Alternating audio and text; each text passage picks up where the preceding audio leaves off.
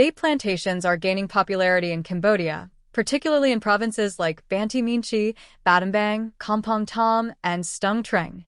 Farmers are discovering that date palms can be a profitable crop, with some earning between $6,000 to $8,000 annually. The trees require careful spacing and natural fertilizers, such as chicken manure, to thrive. Despite Cambodia's hot climate, date palms remain resilient and continue to produce fruit. The demand for dates is high, with prices reaching 60,000 riel per kilogram. Some farmers are expanding their plantations to meet growing market needs.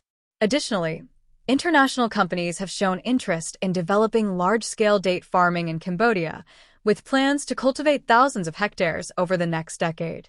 The industry is expected to grow, offering farmers a sustainable and lucrative agricultural option.